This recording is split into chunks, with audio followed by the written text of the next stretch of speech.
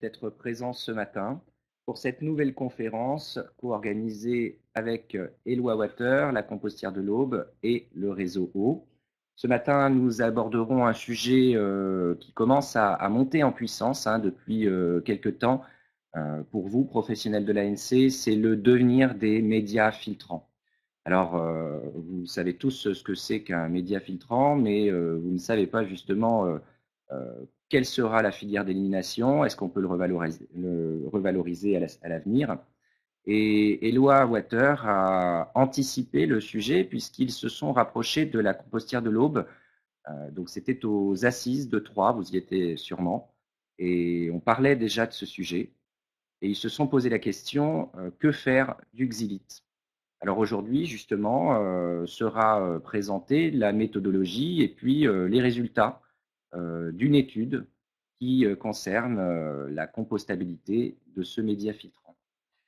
J'ai à mes côtés Anthony Borel, qui est directeur technique France d'Eloi Water, et puis Monsieur Ninorel, et Monsieur Ninorel est ingénieur agronome et aussi co-gérant de la compostière de l'Aube. Bonjour à vous deux. Bonjour. Merci.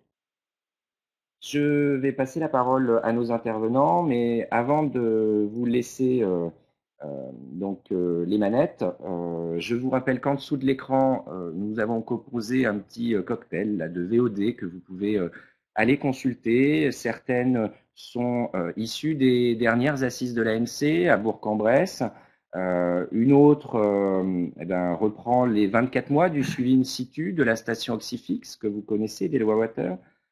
Et enfin, une dernière reprend la question des ANC supérieurs à 20 équivalents habitants ou ANC regroupés avec les retours d'expérience de l'ARTANG que nous avons organisés en ce début d'année. Vous pouvez également nous suivre via le Twitter @réseau_o et je laisse donc la parole à Anthony. Bonne Merci conférence Christophe. à tous. Merci. Bien, les présentations ayant été faites, on va pouvoir commencer. Tout d'abord, bonjour à tous. Merci pour votre présence massive, puisque Christophe nous disait que vous êtes plus de 100 inscrits à cette heure. Cela témoigne donc l'intérêt du sujet, à savoir que fait-on d'un média filtrant en fin de vie dans nos systèmes d'assainissement non collectif. Pour le déroulement de cette conférence, donc, je serai associé à Serge Ninoreil.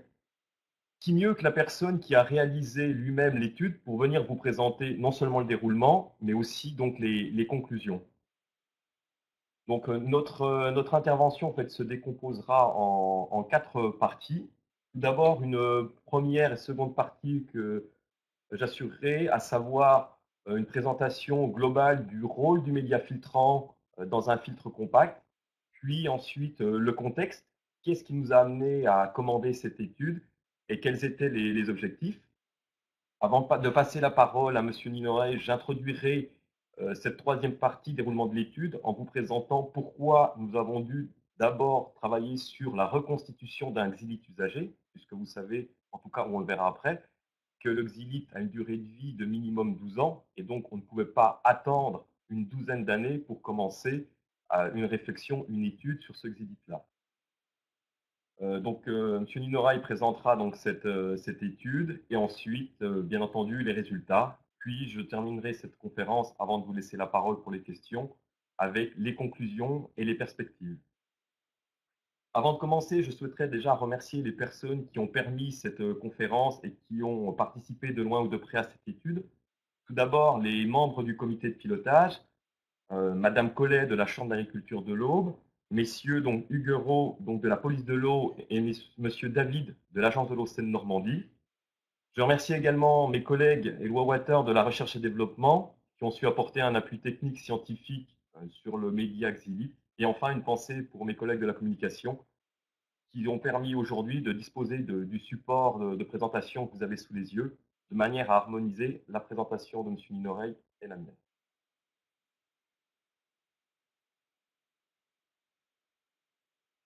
Alors, la première partie, donc, je vous propose, à savoir, ce sont des généralités concernant le média filtrant et le filtre compact. Donc, on va traiter une des problématiques, pas spécifiquement du filtre compact, mais je dirais de l'assainissement. Quel est le rôle du média filtrant dans un procédé épuratoire? Quel serait par excellence ce média filtrant? Puis, un point très rapide sur l'auxilique pour que vous puissiez comprendre ses propriétés avant qu'on passe à sa partie essai. Je pense que la maxime rien ne se perd, rien ne se crée, tout se transforme de Monsieur Lavoisier vous parlera. Elle s'applique parfaitement au niveau de l'assainissement et pas que de l'assainissement non collectif. En assainissement, lorsqu'on traite des eaux usées, on a automatiquement un résidu, une production d'un déchet. Ça, c'est une généralité. En tout cas, à ma connaissance, je ne connais pas une façon de transformer des eaux usées en eau propre sans créer un résidu. Donc, dans le filtre compact, vous avez deux types de déchets. On a le déchet le plus connu de l'assainissement non collectif qui sont ce qu'on appelle vulgairement les boues du pré-traitement, donc les matières de vidange. Et puis, vous avez un autre résidu qui sera le média filtrant que l'on utilise pour le traitement secondaire, média qui peut être fin ou grossier. Ça, c'est une vraie problématique, puisqu'on on en a souvent entendu parler en assainissement collectif. Je me souviens, il y a 15 ans, 20 ans, on avait déjà ces problématiques sur les boues de stations d'épuration, notamment les boues de lagunage, ou plus récemment les boues de fils plantés de roseaux, à savoir qu'est-ce qu'on faisait de ces boues une fois que celles-ci étaient évacuées. Donc ça, c'est quelque chose que l'on doit prendre en considération dès maintenant et ne pas attendre d'être au pied du mur pour savoir comment on pourra traiter ces matières. Alors, un rapide rappel du fonctionnement d'un filtre compact, mais je sais que vous êtes des experts de l'assainissement non collectif et probablement que ce schéma n'aura pas de surprise pour vous. Grosso modo, on a un traitement qui se fait en deux étapes. On a toujours le traitement primaire qui est assuré le bien souvent par une fausse d'eau ou un décanteur primaire.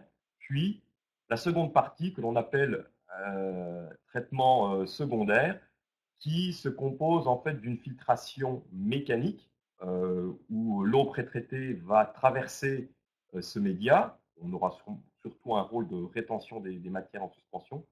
Puis ensuite, une filtration biologique où sur ce média, on va générer un développement de bactéries qu'on appelle le plus souvent un biofilm et qui va poursuivre l'épuration.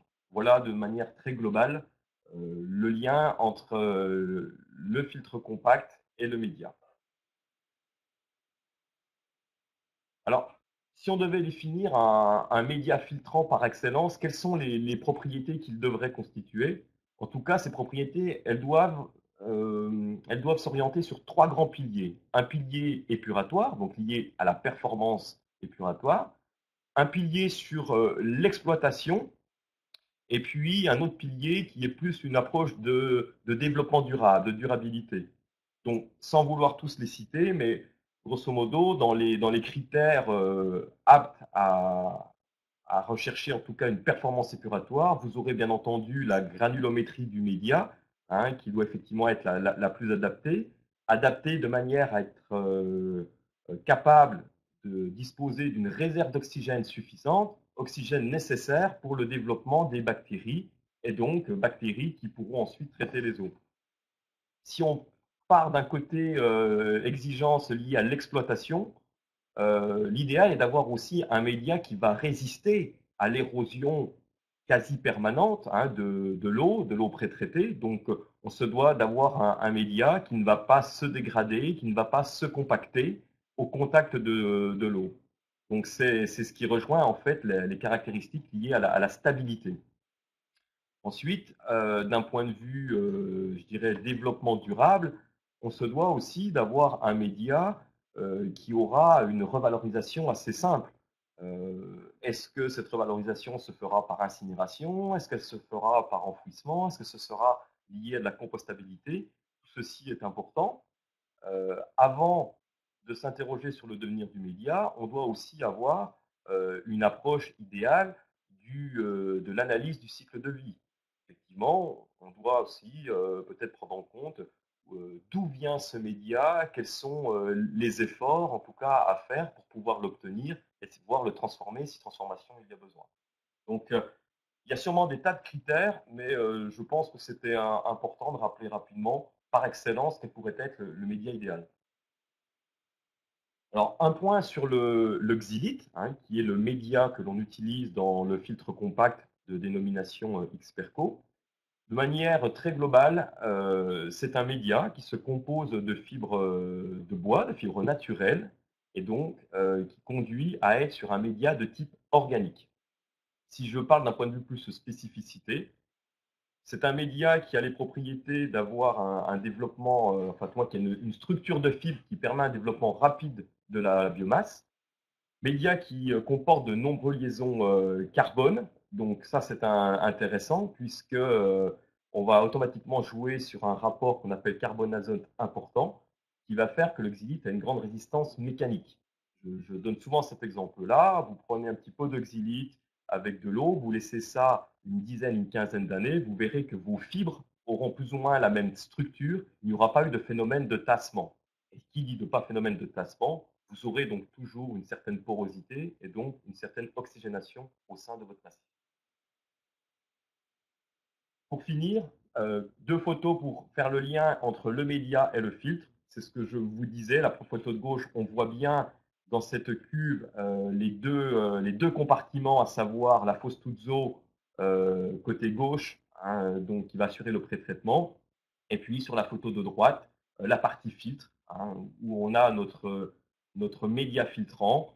Et vous avez effectivement cette photo avec le système de dispersion un petit peu qui ressemble à une araignée, où vous allez avoir vos eaux qui vont se répartir sur la surface du massif et via une percolation verticale. Donc, vous allez avoir donc effectivement la seconde étape du traitement.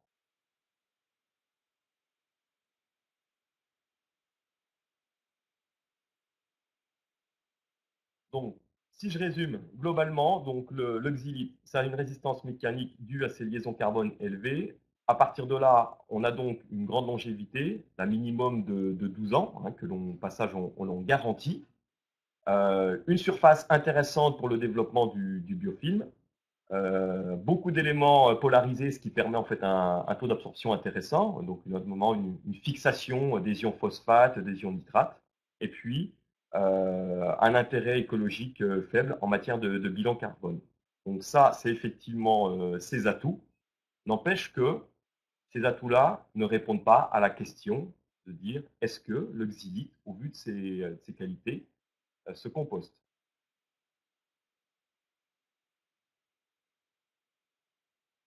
Qui m'amène donc à la partie 2, donc, qui est comment est venue cette idée, cette réflexion d'étudier le xylite et quels étaient les objectifs. Alors, comme dans beaucoup de cas, hein, on part souvent d'un constat ou de retour terrain, hein. Je crois que c'est en tout cas une des forces, en tout cas, ce que j'apprécie dans la société Low Water, c'est que on reste avant tout l'assainissement collectif un métier de terrain et on se doit de s'inspirer des discussions avec les SPANC, avec les bureaux d'études pour effectivement guider nos travaux de recherche. Donc la première chose, ça je crois que je ne vous apprendrai rien, c'est qu'on observe une augmentation des filtres compacts dans le paysage des techniques d'ANC. Aujourd'hui, sur l'ensemble des filières agréées, le filtre compact représente plus de 50%. On se rend compte aussi que ces filtres compacts, de plus en plus présents, ne font pas tous appel au même type de médias. On a aujourd'hui, alors je ne veux pas tous les citer parce que je les connais peut-être pas tous, mais aussi bien des médias minéraux que des médias organiques. Et puis, là aussi, c'est un retour de terrain. On nous dit, mais le mot compost, hein, comme un petit peu le suivi in situ, le mot compost, c'est quelque chose qui est très à la mode. C'est-à-dire qu'on l'utilise peut-être même un petit peu en excès. Donc, euh, Serge Linoreille vous fera effectivement une définition d'expert sur ce qu'on entend réellement par le mot compostable. Et puis après, on a aussi constaté que dans les différents guides de fabricants, on avait peut-être beaucoup d'informations sur la pose, sur le process de traitement, mais sur le média, lorsqu'on a affaire à des filtres compacts, il y a très peu d'informations sur une fois que celui-ci est remplacé, c'est-à-dire que la procédure de remplacement, elle est souvent bien décrite, mais derrière, on ne sait pas forcément quel est le débouché. Et là, dernier point que je voulais citer, c'est aussi des retours des sociétés de vidange qui nous disent avoir acheté du matériel pour évacuer des matières de vidange, des bouts de station, et aujourd'hui se retrouvent avec des déchets solides, de granulométrie différente. Donc il y a des questions en se disant est-ce que mon matériel sera toujours adapté? Et ensuite, une fois que j'ai pompé ce média dans mon camion, où est-ce que je vais? Alors, l'origine de la réflexion, ça a été ça. C'est plus peut-être que de se dire est-ce que le xylite est compostable, c'est mais que fait-on du média xylite une fois qu'il faudra l'évacuer? Donc tout est parti d'une concertation avec la FNSA et à ce moment-là, c'était Florence Liévin qui nous a orienté effectivement sur 2 ou 3 centres de compostage performants et qui pouvaient nous aider dans notre démarche. Parmi ces 2 ou 3 centres, la compostière de l'Aube était citée. Pour ceux qui étaient présents, l'édition 2015 des assises ayant lieu à Troyes, l'occasion était trop belle pour ne pas rencontrer les responsables et dirigeants de la compostière de l'Aube. C'est ce que l'on a fait, donc, M. Noret, on s'était rencontrés sur le salon. Et puis, de là, effectivement, la collaboration a été établie. En tout cas, j'ai envie de dire, le feeling est passé sur effectivement ce que nous, on souhaitait, ce qu'on souhaitait avoir comme réponse. Donc, il y a eu une commande auprès de la compostière de l'eau. Il y avait quand même une volonté, effectivement, que cette étude, elle soit validée. Et là, je pourrais même vous dire, en voyant le support, volonté des lois Water, je dirais même volonté de la compostière de l'Aube, que cet essai soit validé par l'ensemble des organismes publics. Et en toute sincérité, c'est effectivement dans ces discussions que M. Ninoreil nous a conseillé d'associer des acteurs publics, chose qui a été faite avec la Chambre d'agriculture, qui a été désignée comme le coordinateur, personne qui validerait, qui ferait un petit peu des audits de ce que M. Ninoreil allait réaliser, qui allait valider le protocole. Et puis de la Chambre d'agriculture, on est passé à une volonté d'étendre à un comité de pilotage. Donc, et ce comité, il a été composé donc de la police de l'eau de l'Aube, de l'Adréal, de l'agence de l'eau Seine-Normandie, de la Chambre d'agriculture, la compostière de l'Aube et notre société. Et après réflexion, on en rigole maintenant, puisque c'est vrai qu'on ne pensait pas aller aussi loin dans la démarche, mais on ne regrette absolument pas, bien au contraire, on ne saurait que le conseiller. C'est important effectivement d'avoir ces professionnels autour d'une table qui vont effectivement guider et valider l'ensemble du protocole. Alors, les objectifs de l'étude, il y en a plusieurs. La première, c'était effectivement de s'assurer que le compost qu'on allait obtenir, en tout cas que effectivement le xylite était compostable. Qui dit compostable dit effectivement se transformer en compost. Et compost, c'est pas quelque chose d'approximatif. Le compost, c'est normé et on doit effectivement s'assurer que ça respecte la norme. Donc ça, c'était effectivement notre volonté. Même le dire, c'est une chose, le faire, le prouver scientifiquement, c'en est encore une autre. Donc c'était un des seconds objectifs, c'était de valider cette volonté scientifiquement. Ensuite, de manière un peu plus, je dirais, légère, c'était de pouvoir renseigner l'ensemble des centres de compostage de France sur ce que j'appelle la recette idéale, les proportions, les infrastructures peut-être à disposer pour pouvoir arriver à ce compostage, même si M. Ninora il vous dira que c'est relativement simple et que ça ne nécessite pas d'avoir une plateforme ultra sophistiquée.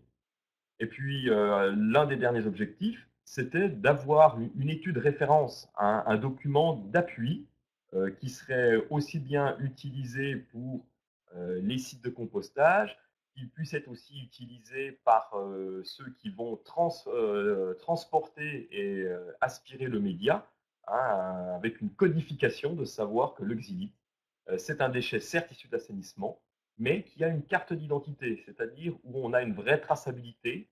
Ce n'est pas un déchet dangereux sur lequel on ne sait pas ce qu'on va faire.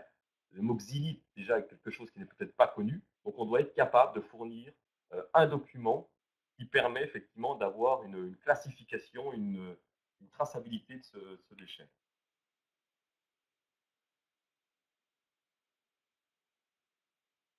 On va rentrer maintenant dans le vif du sujet, à savoir le déroulement de l'étude. Donc, je vais passer dans quelques minutes la parole à M. Ninorey. Juste avant, je voulais quand même vous introduire, en tout cas cette partie, par cette notion de colonisation du xylite.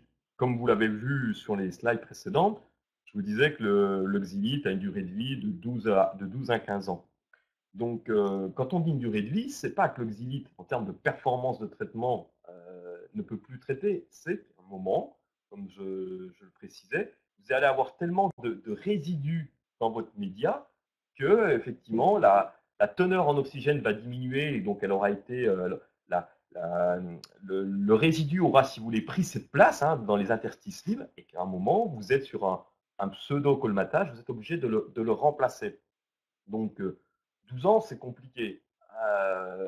12 ans dans le sens où vous pouvez pas, c'est long, et vous ne pouvez pas vous permettre d'attendre aussi longtemps pour lancer une étude. Donc, on se devait effectivement de reconstituer un xylite colonisé, mais pas de faire ça dans une éprouvette d'un litre ou de 2 litres. Non. Là, il fallait effectivement avoir des essais de grandeur nature. Donc, ces essais, ils ont été faits avec l'équivalent de 50 tonnes de xylite. Donc, quand vous savez qu'on a plus ou moins 500, 600 kilos de xylite sur un dispositif de 5 équivalents habitants, vous imaginez voilà, qu'on était déjà à une centaine de produits. Je vous disais donc qu'on n'avait pas le xylite usagé, puisque filière qui est relativement récente, agrément donc sur la fin d'année 2013. Donc, ça a été un des premiers travaux du comité de pilotage, c'est de constituer et de valider un protocole pour effectivement arriver à un xylite conforme qui serait identique d'un point de vue propriété s'il avait passé une douzaine d'années dans une cuve. Donc, sans rentrer trop en détail, on a effectivement mélangé donc, avec des bouts à acidité de 0,3-0,4%, donc plus ou moins une quantité de 7 à 10 tonnes. Ensuite, il y a eu tout un ensemble de contrôles de développement de la biomasse. Il fallait s'assurer qu'on ait effectivement bien les mêmes bactéries, pas qu'on ait des bactéries non désirables, type des filamenteuses ou des choses comme ça. Il y a eu effectivement ensuite un apport d'oxygène, une mise à température pour favoriser ce développement de biomasse, cette colonisation. Et cette manipulation, elle a duré 2 mois. Voilà, avant de pouvoir dire, ça y est, on dispose maintenant d'un xylite usagé. Et donc, c'est sur ces derniers mots que je vais pouvoir passer donc la parole à M. Ninorey qui va vous dire maintenant, une fois que ce xylite était colonisé, ce que lui, il en a fait. Merci Anthony. J'espère être aussi clair qu'Anthony dans mes explications. Lui, c'est un professionnel. Moi, je suis un professionnel de compostage. Juste pour commencer, je tenais à rappeler ce que ça voulait dire composter. Composter, Anthony l'a dit tout à l'heure, il a cité Antoine de Lavoisier. Rien ne se perd, rien ne se crée, tout se transforme. Et le compostage, c'est quoi? Le compostage, c'est pas un stockage, c'est pas. Le compostage, c'est de la transformation de la matière. Ça veut dire quoi? On passe de matière organique. C'est quoi une matière organique? C'est une matière qui est issue du vivant, animal ou végétal. Alors vous allez me dire, dans les matières de vidange, je ne vois pas le rapport. Ben si, justement, parce que les matières de vidange des stations, elles viennent bien de l'animal. L'animal, en l'occurrence, c'est nous, c'est l'humain. Donc, le compostage, c'est une transformation de la matière organique. Comment expliquer ça? C'est des réactions biochimiques. On a énormément besoin d'oxygène. C'est un phénomène qui est aérobie. C'est un processus naturel. En fait, le compostage, c'est quoi? C'est exactement ce qui se passe dans la forêt, on va dire, quand les feuilles mortes, les matières organiques mortes se transforment en humus. C'est une réorganisation du carbone. On appelle ça un processus d'humification. Et dans le mot humification, il y a humus. Donc le compost, pour faire simple, le compost, c'est la même chose que ce qu'on trouve dans la forêt quand on gratte les feuilles mortes, la matière noire qu'on a en dessous, sauf que sur une installation de compostage, ça met un an pour être réalisé, alors que dans la nature, ça va mettre 5, 10, 15 ans. Ça, c'était pour moi la compostabilité, ce que j'appelle biologique. Bien avoir à l'esprit que le compost, c'est une transformation, une stabilisation de la matière. Maintenant, on peut parler de compostabilité réglementaire. C'est moins rigolo, mais concrètement, c'est quoi? On va transformer sur une installation de compostage, on va transformer un déchet, matière de vidange, hein, le média filtrant, en un produit. Et ce produit, il doit correspondre à une norme. Ça veut dire quoi? Ça veut dire qu'en amont, eh ben, j'ai marqué FIP, il va falloir rédiger une fiche d'identification préalable, on sache exactement ce que c'est, d'où ça vient. On en engage aussi la responsabilité du vidangeur avec les agréments, tout ça pour assurer la traçabilité. Parce que la norme, j'ai cité en dessous, NFU 44 095, on assimile la matière de vidange ou le média filtrant à de la boue de station d'épuration. Et cette norme-là, on a une liste positive des matières qu'on peut mettre dedans, et elle est basée avant tout sur la traçabilité du déchet. Voilà. Savoir qu'on transforme vraiment un déchet en un produit. C'est la chimie. Effectivement, réglementairement, pour organiser cette transformation de la matière, j'ai mis le mot ICPE, c'est-à-dire il faut une installation classée, donc la réglementation maintenant c'est 2780, qui obéit à l'arrêté du 22 avril 2008, qui a mis en place les différentes réglementations pour le compostage.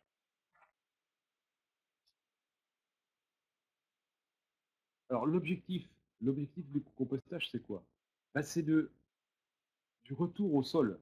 En fait, on se rend compte que la matière organique, elle est nécessaire dans le sol pour assurer au moins la fertilité des sols. Et donc, le compost est un des éléments qui permet d'entretenir la fertilité des sols agricoles. Je l'ai dit tout à l'heure, l'objectif, c'est aussi une filière produit. C'est-à-dire que le compost qu'on fabrique sur une installation de compostage est un amendement organique et qui correspond à une norme. On le verra à la fin de l'exposé, tous les paramètres qu'on mesure pour prouver que le compost, c'est bien du compost. Anthony en a parlé tout à l'heure, économie circulaire. Alors, c'est des mots que j'ai jetés sur le slide, mais effectivement, on ne va pas faire 500 km ou même 50 ou 70 km avec 3 mètres cubes de xylite usagé dans une citerne, dans un hydrocureur.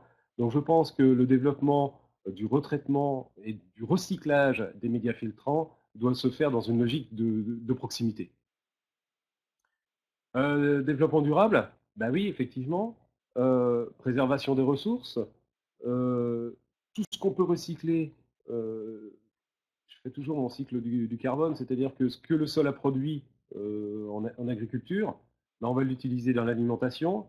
Les animaux dont les humains vont les utiliser, ça va retourner au sol.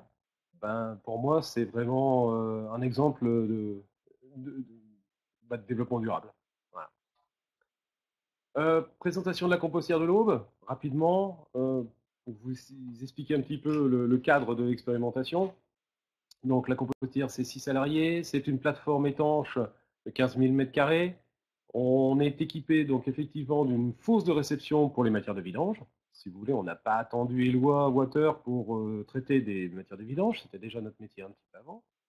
On dispose d'une installation qui est en aération forcée, avec traitement des odeurs, un laveur, des biofiltres, et puis un système aussi de traitement des eaux, donc avec tout un dispositif d'aération, de lagunage, et puis un dispositif innovant de fertirrigation sur des taillis à très courte rotation de saules, ce qu'on appelle TTCR.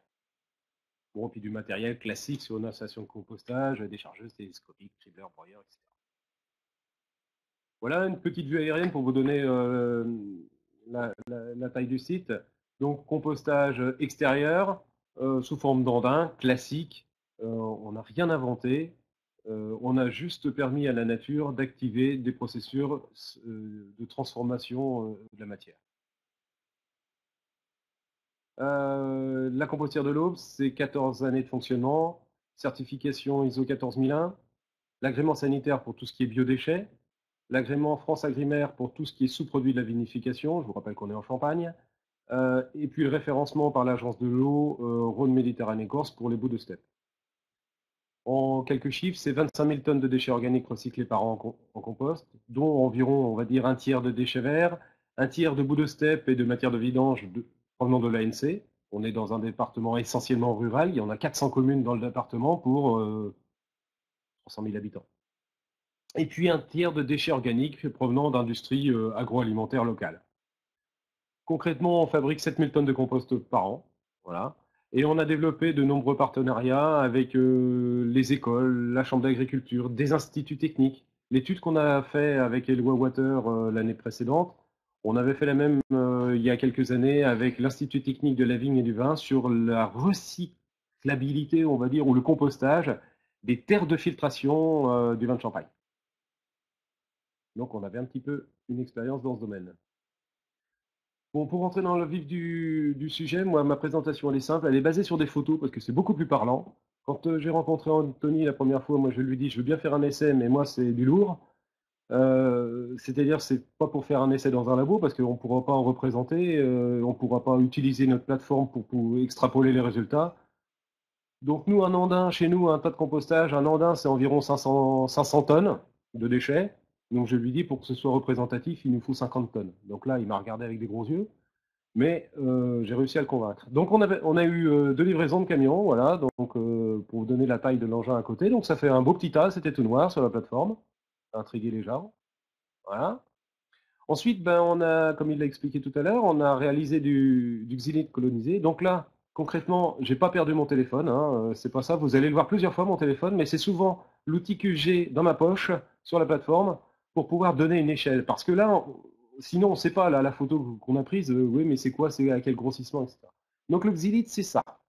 Alors là, c'est un petit peu brillant parce que on l'a colonisé effectivement, comme il l'a dit, avec des bouts de steppe liquide dont on connaissait les caractéristiques qui avaient été analysées au préalable, etc. Voilà le mélange que ça a donné. Et puis, ben, on a commencé l'expérimentation donc le 16 avril, où là, on a mélangé donc le xylite colonisé à raison de 10%. Hein, pour l'andin, j'ai dit 50 tonnes sur 500 tonnes de... Voilà, donc 10%. Environ 55% de déchets verts. Donc à l'époque, bah, au mois d'avril, bah, c'est comme en ce moment, donc du gazon, il nous fallait quand même des déchets qui soient azotés. Et puis du bois broyé pour assurer la porosité pour que l'oxygène puisse circuler à travers les andins. Voilà le mélange, donc on l'a fait classiquement. Un petit détail de pré-mélange, donc on voit bien tout ce qui est vert, c'est le déchet vert, tout ce qui est un petit peu noir, bah, c'est le xylite. Donc ça, on a fait, sur les 50 tonnes, on a fait 2 demi-andins qu'on a pré-mélangés, voilà, avec du bois broyé aussi. Et puis ensuite, là, j'ai mis 4 photos pour vous expliquer un petit peu comment on a procédé. Donc la première photo en haut à gauche, bah, c'est ce qu'on appelle chez nous une ligne de ventilation. En fait, je vous l'ai dit tout à l'heure, c'est que notre installation est en ventilation forcée et par aspiration. On voit au fond de la diapo 2 le système. Donc, ensuite, sur la diapo 2, au-dessus de la ligne de ventilation, pour éviter qu'elle se colmate, eh bien, on a mis du refus de criblage. Donc, c'est des gros morceaux de bois hein, qui vont assurer, en fait, ça va servir de grille voilà, pour l'oxygénation. La photo du bas, eh ben, on a commencé à mettre en andin les 2 demi-tas qu'on avait pré-mélangés les jours précédents. Voilà. Et puis ben, on a mis en route l'aspiration, c'est-à-dire qu'on a réglé, donc photo du bas, on a réglé l'aspiration sous l'andin qui a été réalisée pour observer, nous ce qui nous intéresse en compostage, c'est essentiellement la montée en température. Et ben, voilà, c'est la diapo d'après. Et là, qu'est-ce qu'on a vu? C'est peut-être pas bien écrit, mais avec la petite flèche verte, le monsieur il va nous expliquer. Voilà. Donc, première montée en température, donc le 18 avril, quand on avait fini l'andin, on a mis l'aspiration en route, on a aspiré sous l'andin, et là, qu'est-ce qu'on observe? Eh bien, que tout de suite, la température, elle est montée jusqu'à 70, 60, voilà, 74, 74 degrés, très très rapidement. Et puis, bah, classiquement, la température a diminué pour arriver au 26 avril, donc on va dire une dizaine de jours après, aux alentours de 70 degrés. Donc concrètement, après cette première montée en température, qu'est-ce qu'on a fait? Eh bien, on a fait ce qu'on appelle le premier retournement réglementaire. Alors, réglementaire, pourquoi? Parce que pour faire réglementaire par rapport aux installations classées pour la protection de l'environnement, il faut minimum 2 semaines de fermentation aérobie au minimum et au moins un retournement. Donc, vous allez voir, on en a fait 3. Et à chaque fois, on a pu enregistrer les courbes de température. Donc, je vous en ai montré une. Je ne vais pas vous montrer les deux suivantes. Et pour vous donner la chronologie. Voilà. Le 24 mai, deuxième retournement, et donc troisième montée en température. Donc, on a pu cumuler 3 courbes de température qui nous ont montré que, je ne vais pas vous dire ce qu'elles nous ont montré, parce que sinon, je déflore ma conclusion. Et bien, un compostage, après le temps de l'oxygénation et de la transformation de la matière via les micro-organismes, vient le criblage. Effectivement, pour produire un compost utilisable, il va falloir séparer la matière fine du grossier. C'est une opération classique dans nos métiers. Et là, vous retrouvez mon téléphone, donc ça y est, je l'ai retrouvé, je suis content. Concrètement, on a du fin de ce côté-là, on est à une maille de 25 mm. Et puis de l'autre côté, le refus de criblage, c'est tout ce qu'on a eu, ce qu'on a récupéré en fait, les gros morceaux de bois broyés. Et puis un œil attentif pourrait voir qu'on a récupéré aussi dans les refus de criblage quelques morceaux de xylite, les plus gros morceaux qui ne sont pas passés à la maille de 25. Donc ça, le criblage 7 juin. Voilà. On a laissé maturer entre le 7 juin et le 8 août, donc on va dire juin, juillet, août, 2 mois.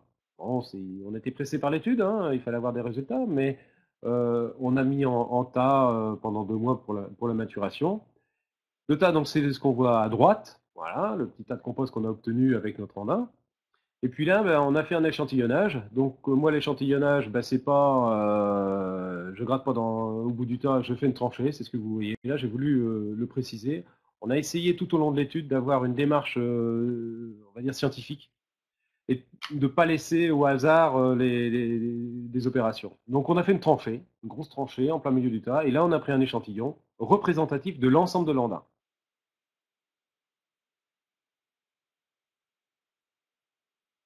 Alors, qu'est-ce qu'on a observé?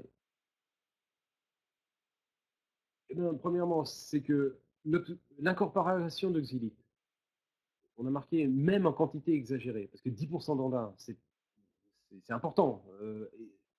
En fait, ça n'a pas perturbé le processus de compostage. Je vous en ai parlé tout à l'heure, les courbes de température qu'on peut enregistrer avec notre installation, les courbes ont été, ce que je dirais, normales. C'est-à-dire que ce n'est pas ça qui gêne le compostage. Je vous l'ai expliqué aussi, une faible partie du xylite s'est retrouvée dans les reflets de criblage. Bon, sur une plateforme de compostage, c'est pas forcément gênant du tout, parce qu'en fait, le structurant, il va être réutilisé pour un autre tour de compostage pour pouvoir recycler d'autres types de déchets. Et puis, techniquement, sur la plateforme, aucune différence visuelle, même avec mes collègues qui sont habitués, qui travaillent, si on n'avait pas repéré le taxilite, personne ne pouvait dire ah ça c'est du compost qui a été fait avec le xylite. Ça se voyait pas, quoi. Voilà. Par rapport à ce qu'on fabrique d'habitude, pour nous, pas de différence notable. Alors on a fait des analyses aussi, hein, très complètes. Alors je ne vais pas passer en revue toutes les analyses parce que sinon on en a pour un bout de temps et puis c'est pas forcément intéressant. Concrètement, 2-3 chiffres quand même, c'est que pour la valeur agronomique, c'est le premier tableau. Les analyses qu'on a fait faire par le laboratoire SAS, qui s'appelle maintenant Aurea, montrent qu'elles sont conformes. Voilà, valeur agronomique, c'est conforme à la norme. On a un compost qui est assez sec, hein, on est à 62% de matière sèche, mais ça vient aussi du fait de notre procédé de fabrication par ventilation forcée. On peut voir que la matière organique, on est quand même à 43%, ce qui est quand même la norme, c'est 30%, donc pas de souci là-dessus. Ça rejoint un petit peu ce que je disais tout à l'heure, c'est qu'en fait le xylite, c'est de la matière organique au départ, Et donc, ça gêne pas, on n'a pas de souci de taux de matière organique sur le compost qu'on pourrait faire avec du xylite. Quant aux valeurs fertilisantes, hein, azote, phosphore, potasse, alors on peut trouver en phosphore pour du compost NFU44, pour du compost debout, on va dire, ben, un taux de phosphore qui est très faible. Ben, c'est un petit peu normal parce qu'en fait, on n'a pas mélangé avec beaucoup de boues de station, donc on avait peu de phosphore, ce qui est tout à fait normal. On a plus des valeurs là qui ressemblent à du compost de déchets verts. Voilà, matière organique, j'en ai parlé. Le tableau d'après, c'est quoi? C'est les ETM, les éléments traces métalliques. Bon, bah là encore, l'élément le plus important, c'est le zinc. Je crois qu'on n'est même pas à 30% de la norme. Donc, pas de souci plus que ça. On avait vérifié quand même avant que dans le xylite, par exemple, on n'avait pas un taux de TM, un des métaux qui soit important. Je crois que le plus important dans le xylite brut au départ, l'élément métallique le plus important, il est à hauteur de 8% de la norme NFU 44-84. Donc, bon, pas trop de soucis là-dessus. Quant aux composés traces organiques, bah, vous pouvez voir aussi, hein, conforme. Bon, voilà. Alors, inerte et impureté. Bon, là, le xylite, c'est pas lui qui influe dessus. Conforme aussi classiquement par rapport à ce qu'on obtient sur notre plateforme. On est même allé jusqu'à analyser donc, tout ce qu'on appelle micro-organismes d'intérêt sanitaire.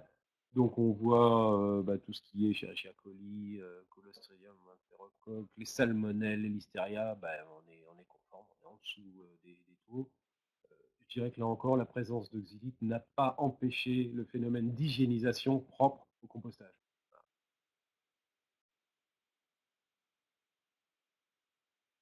Bon, concrètement, la photo de gauche, c'est l'hydrocureur qui livre le xylite. La photo de droite, c'est le compost qu'on peut fabriquer à partir de ça. Nous, en tant que professionnels du compostage, je vois pas comment je pourrais expliquer ça. Je vois pas de problème, je vois pas d'incompatibilité entre le compostage des médias filtrants et notre activité de production d'amendements organiques utiles à la fertilité des sols. Voilà, Anthony, je te repasse la parole.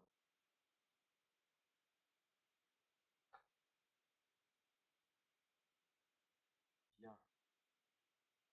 Merci pour la présentation de l'étude. J'imagine qu'il va susciter des questions, des précisions. On va se laisser de toute façon un temps important pour répondre à l'ensemble des questions. Avant de conclure, de faire part de ces conclusions et nous, en tout cas, ce que cette étude nous a apporté, je voulais vous présenter les perspectives. Cette étude, ce n'est pas une fin en soi. Pas une fin en soi dans le sens où ce que l'on souhaite maintenant, c'est de partager cette expérience et ses résultats. Les partager, que ça soit aussi bien avec les contrôleurs des dispositifs d'assainissement, je pense aux techniciens SPANC, qui ont un rôle important d'information et de conseil vis-à-vis des usagers, mais aussi de les partager avec les prescripteurs, les bureaux d'études qui vont effectivement aussi conseiller, prescrire avec le particulier le dispositif le plus adapté, et les partager à la profession des vidangeurs.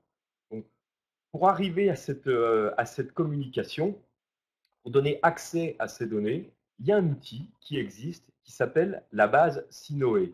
Donc, cette base Sinoe, je vais vous en toucher deux mots. Pour cela, on a décidé d'engager une réflexion avec la FNSA et l'ADEME, de manière, sans rentrer trop en détail, mais au moins de pouvoir disposer d'une vision, d'une cartographie à l'échelle départementale des sites pouvant accueillir pas que les matières de vidange, mais maintenant on l'a vu, ce nouveau déchet qui va de plus en plus arriver sur le marché de l'ANC, hein, donc ces médias filtrants, et ensuite de savoir quel type de débouché on peut lui réserver lorsque celui-ci se présente sur le site. Alors Sinoé, en quelques mots, donc plateforme, je vous disais, qui est conçue en tout cas pour référencer, pour optimiser les déchets ménagers ou assimilés. Cette base, effectivement, c'est un outil qui est lié aussi à de la cartographie. Et vous voyez qu'on a différents types de déchets, dont un, le 12.4, qui sont les déchets issus des matières de vidange. Or, aujourd'hui, vous n'avez pas d'information qui apparaît sur les sous-produits comme les médias filtrants. On se cantonne à des déchets issus des traitements primaires, donc boue et matière de vidange.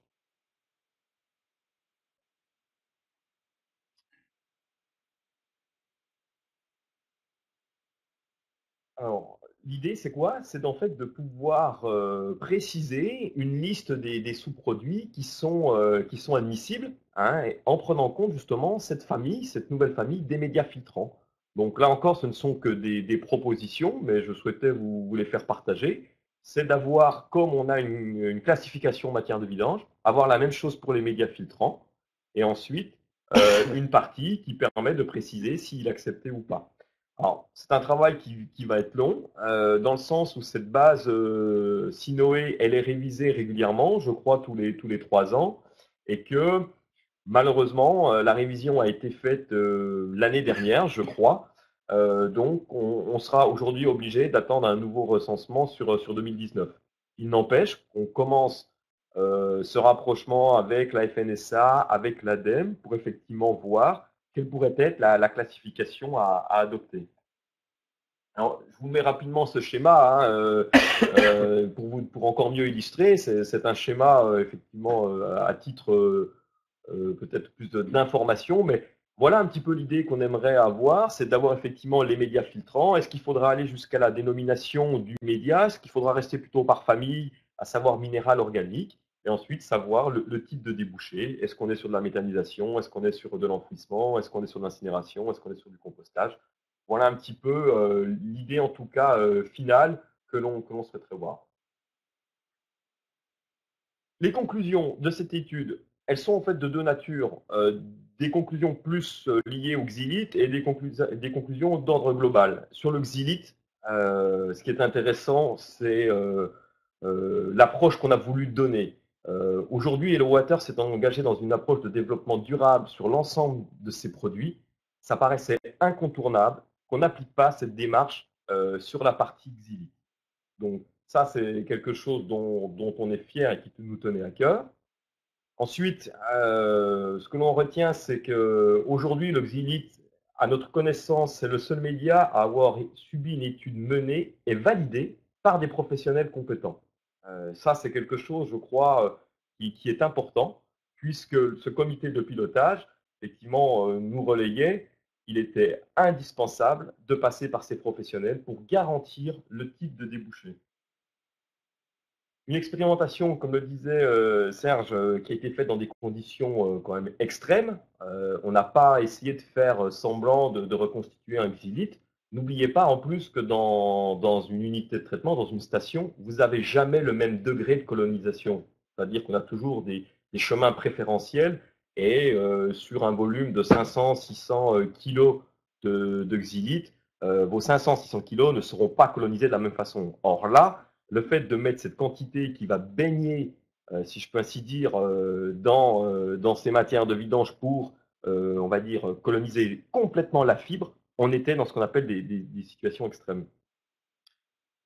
Les conclusions d'un point de vue résultat, elles sont que effectivement, non seulement le xylite se compose de manière biologique, mais il se composte aussi de manière réglementaire, puisque ça serait un petit peu la cerise sur le gâteau. On répond à la norme NFU 44095 qui, effectivement, peut permettre, si j'ai bien compris, une commercialisation de ce produit. La bonne nouvelle, c'est que le xylite, c'est acceptable dans quasiment tous les centres de compostage de France. Ça ne nécessite pas un matériel très spécifique. Si je devais résumer, du xylite, des déchets verts, un peu de structurant, donc un peu de branchage. Lorsque vous êtes en mesure d'accueillir ces trois types de déchets, vous pouvez effectivement déboucher sur de la compostabilité du xylite. Et puis, l'autre conclusion, c'est qu'aujourd'hui, on va disposer d'une étude crédible. Je crois que ça, c'est important, effectivement, pour ensuite pouvoir assurer un bon relais d'informations à l'ensemble des professionnels qui seront liés de près ou de loin au Xili. Alors globalement, ce que nous, en tout cas, on en ressort, et donc là, ça engage non pas, je dirais, le comité de pilotage, mais plus Eloi Water, c'est que les sous-produits, les filtres compacts, donc comme les médias filtrants, ce sont des déchets qui sont émergents. Plus on avancera dans le temps, plus effectivement on va être confronté à ce type de médias.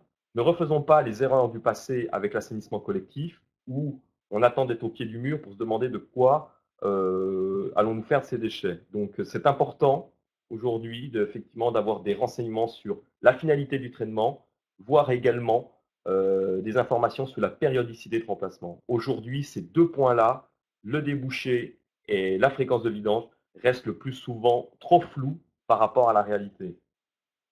Je crois aussi qu'il faut avoir cette idée bien en tête. Un média filtrant, c'est un déchet de l'assainissement.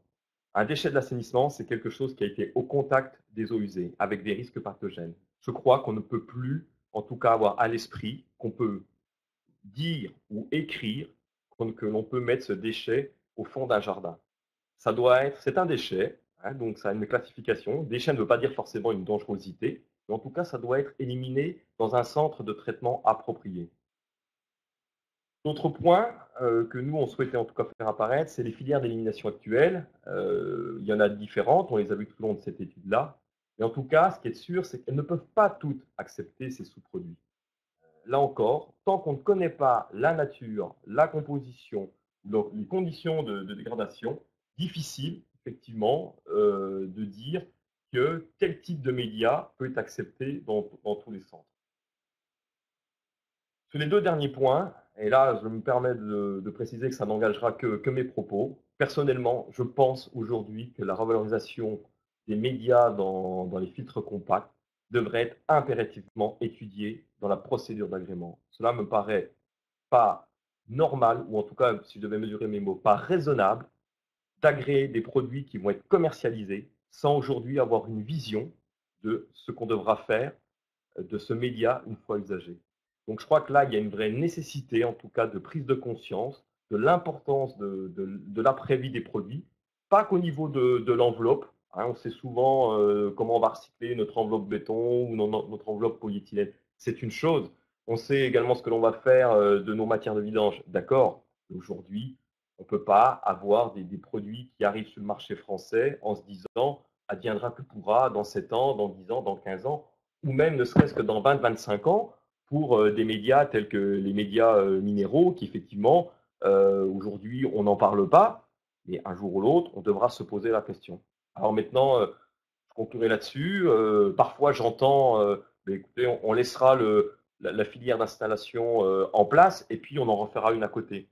Je ne pense pas, au vu de cette étude, on voit qu'effectivement, c'est un déchet et donc que qui dit déchet dit traitement. Donc, à nous, en tout cas, de prendre conscience, quelle que soit l'étape de la chaîne, c'est-à-dire qu'on soit en amont au stade de la réflexion du projet pour un usager, de la prescription, du contrôle, de l'entretien, de la vidange, on doit avoir en tout cas cette notion de l'après-vie des produits, et ça devrait être un critère qui devrait être pris en compte dans le choix d'un système d'assainissement. Je crois que j'en ai terminé. Merci en tout cas pour votre attention, en espérant qu'on a balayé le sujet de manière suffisamment large. Maintenant, on va en sens laisser la place aux questions. Oui, merci à tous les deux pour vos interventions très claires de ce matin. Il y a effectivement plusieurs questions qui ont été déjà posées sur le module de chat. Vous pouvez continuer à les poser. Hein. La première vient de Delphine Bramoulet qui émet plutôt une remarque. Hein, quelle usine à gaz pour une valorisation de boue qui pourrait se faire directement chez le particulier par traitement aérobie grâce à la phytoépuration. Et donc cette remarque a fait, vous avez pu le constater, a généré un petit débat sur le chat. Alors les remarques qui ont été complémentaires à cette première relève l'importance d'avoir quand même assez de place sur le terrain. Et puis certains disent qu'il faut quand même une quantité importante de compost enfin de produits pour créer du compost. D'autres disent encore, comme Michel Mireux en réaction aux commentaires, en effet, composter sur chaque parcelle avec ANC serait un cercle vertueux, mais il ne faut pas perdre de vue que le média reste un déchet à manipuler. C'est ce que disait Anthony Borel il y a quelques instants. Nous voyons bien que nos usagers ne sont pas prêts à faire tout eux-mêmes. On est dans une société de consommation. Il faut reconnaître qu'il est bien que les professionnels soient en mesure de proposer une solution de traitement du déchet qui génère leurs produits. Alors, peut-être une réaction d'Anthony sur ce point-là. Je pense qu'il y a eu beaucoup de réponses auxquelles je me joins sur cette question-là. Je l'ai dit dans mes conclusions, je pense qu'aujourd'hui, on ne peut pas considérer que mettre un déchet issu de l'assainissement, le mettre au fond du jardin, c'est possible. Techniquement, je ne dis pas que c'est impossible. Mais n'oublions pas on est dans l'assainissement non collectif, on a des arrêtés et en tout cas, on va dire des piliers de ces arrêtés, c'est quoi? On fait de l'assainissement pour la protection de la ressource en eau et également pour tout ce qui va être limiter les risques sanitaires. Le risque sanitaire, il est là. Quand M. Ninoreil, sur son centre, fait des essais de compostabilité, il a tout un système de récupération de ce que j'appelle des jus, des lexivia. C'est-à-dire que quand vous avez des pluies, il a des rigoles qui font que ces jus avec des produits polluants sont récupérés. Quand vous êtes aujourd'hui au fond de votre jardin, bien souvent, ce que l'on peut voir, ça va être peut-être une clôture pour éviter un contact physique, un toucher avec le média. Maintenant, qu'est-ce qu'il en est effectivement de la récupération des jus et l'exilia? Donc voilà, ça pourrait, à mon sens, faire un grand débat. Je ne sais pas s'il faut continuer ou pas. Moi, personnellement, en tout cas, je me fie à des réglementations. On est sur des déchets. À partir d'un déchet, on ne fait pas ce qu'on veut. On ne le transporte pas comme ça dans sa voiture. On ne peut pas se permettre de le traiter. Maintenant, je crois qu'il faut aussi faire le distinguo entre peut-être la phytoépuration et puis les systèmes, on va dire, qui soient agréés ou traditionnels. Voilà. Personnellement, moi, je ne souhaite pas rajouter plus que ça. Merci. Alors, une autre question qui, finalement, il y a deux questions qui se complètent. La première de Magali Després qui dit « Bonjour, comment connaître les sites de plateformes de compostage dans nos régions ?» C'est une première question. Et la deuxième de Claudia Rénal, tous les sites, toutes les plateformes de compostage sont-elles équipées ou habilitées pour recevoir les médias? Je pense que la réponse à la première question, Anthony en a parlé tout à l'heure, c'est la plateforme Sinoé. Pour développer, peut-être que madame n'avait pas vu la fin de sa présentation. Qui fait en fait la liste des plateformes qui sont habilitées. Habilitées, c'est une chose, et équipées pour recevoir les matières de vidange et les médias. Oui, c'est ça. Vous pouvez aller sur Internet, je vais pas www.sinoe.org et vous verrez qu'ensuite vous allez aller dans déchets, vous avez une différente classification, déchets issus de l'assainissement, puis vous avez une possibilité de cliquer sur l'outil cartographie. Je crois que c'est de choisir soit par ville, avec dans un rayon de X kilomètres, soit par département. Et vous avez la cartographie de votre département avec les différents centres des pastilles de couleurs, les centres de compostage. Et ces codes couleurs correspondent aujourd'hui à ce que le centre peut accueillir ou pas. Maintenant, c'est ce que je disais dans mon petit paragraphe Sinoé, on n'a pas encore une classification sur le déchet média filtrant. C'est-à-dire que le déchet issu de l'assainissement non collectif, au jour d'aujourd'hui, c'est uniquement la matière de vidange. Et l'idée que l'on a donc, c'est de pouvoir apporter une précision sur les différents médias filtrants qu'on retrouve dans nos systèmes d'assainissement. Merci pour cet éclairage. Alors, Lucie Moratil, bonjour. Avez-vous parlé de... Alors, vous avez parlé, pardon, de 3 retournements du tas de compost. Elle vous demande si ces 3 manipulations sont obligatoires pour le processus de compostage ou alors est-ce qu'on peut se contenter de l'une ou 2? Voilà. Alors, j'ai retrouvé en lisant la question en texte, l'arrêté du 22 avril 2008 qui fixe les règles techniques auxquelles doivent satisfaire les installations de compostage soumises à autorisation, compliqué, comme notre installation, qu'est-ce qu'elles nous disent? Elles nous disent qu'il faut 2 semaines de fermentation aérobie au minimum. 2 semaines, d'accord?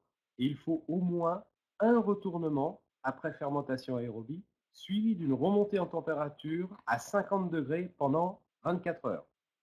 Et qu'il faut au moins 55 degrés pendant une durée minimale totale de 72 heures. Alors, c'est compliqué, mais en gros, il faut une montée en température et au moins un retournement.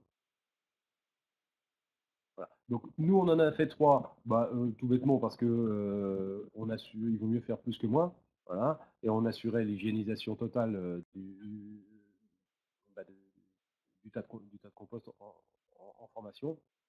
Mais effectivement, dans une installation par ventilation forcée, on ne peut faire que un seul retournement, réglementairement.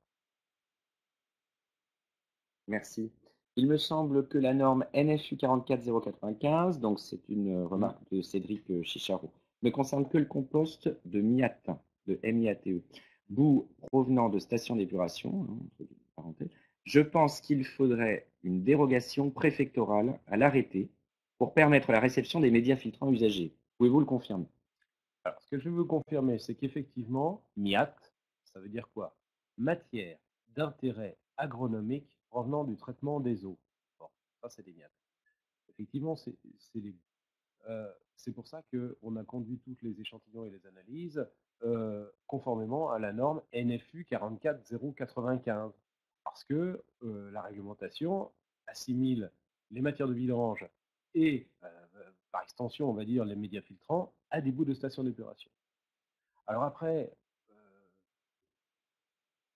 penser qu'il faudrait une dérogation pour permettre moi, je pars du principe que, comme l'a dit Anthony, c'est les matières de vidange, en termes de microbiologie, ça doit, pour moi, ça doit être assimilé à des noyates, à des boues, et ça doit subir un traitement. En fait, le compostage permet un traitement thermique qui permet d'hygiéniser les micro-organismes qui sont dedans, quoi. Donc, non, pour moi, que les matières de vidange soient assimilées à des myates pour fabriquer du compost NFU 44095, ça me paraît normal.